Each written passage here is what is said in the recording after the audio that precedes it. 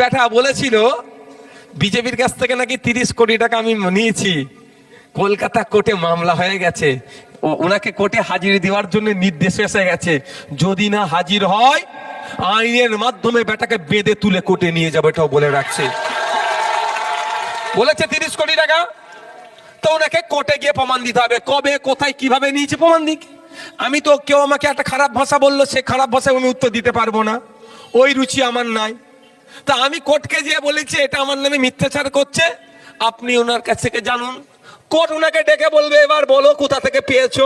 কোর্টে একবার যাক না, আমার উকিলরা আছে, বুঝিয়ে দেবে, ভালো করে বুঝিয়ে দেবে একদম। বুঝতে পারছেন কি বলছি, যে উত্তর দেবে। তারপরেও বলছি, আপনার যদি এত ভালো সম্পর্ক থাকে শুভেন্দু অধিকারীর সাথে, কবে আমাকে টাকা দিচ্ছে আপনি জানতে পেরে যাচ্ছেন। আমি অন স্টেজ, ওপেন স্টেজ বলে যাচ্ছি, অন ক্যামেরা বলছি, কি উনাকে বলছি বিজেপির কাছ থেকে টাকার ব্যবস্থা করুন, আমি টাকা নেবো। এটা যেন আবার কেউ কেটে ছেড়ে দেবেন না, কাটিং করে অনেকে আবার সংসার চলছে। আমাদের ভিডিও কাটিং করে, বড় ভাজনের জলসা কাটিং করে অনেকের আবার সংসার চলে যাচ্ছে।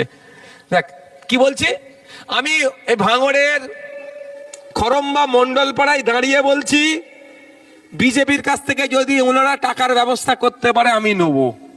ভয় লাগছে নাকি আপনাদের? কিন্তু আমি একটা শর্ত আছে, শর্তটা 100 টাকার ব্যবস্থা করলে আমি মাত্র 10 টাকা নেবো পার্টি চালাতে, 90 টাকা দিয়ে দেবো যিনি ব্যবস্থা করে দিচ্ছেন তাকে খুশি মনে।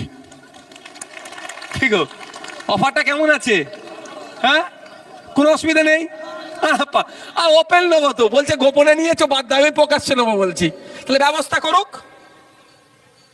যে বিজেপি উত্তরপ্রদেশে নয়ডাতে 19 বছর 17 বছর ছেলেটি, একটি আদি দলিত ছেলে জন্মদিন পালন করার জন্য তাকে পিটিয়ে মেরে দিল, যেই বিজেপির এতে, যেই বিজেপির ওখানে তথাকথিত উচ্চ বর্ণের মন্দিরে পিছিয়ে বর্গের একটি বাচ্চা পানি পান করেছিল বলে পিটিয়ে মেরে দিয়েছিল, যেই বিজেপি সাম্বাল মসজিদে আপনার সার্ভের নামে 5টি ছেলেকে গুলি করে মারলো, যেই বিজেপি গুজরাটের বিলকিস বানুকে যারা ধর্ষণ করেছে মালা পরালো, যেই বিজেপি কলকাতায় এই প্যাটিস বিক্রেতাকে যারা মারধর করেছে জামিন পড়ে তাকে মালা পরালো, সেই বিজেপি নাকি নওশাদ সিদ্দিকীকে টাকা দেবে।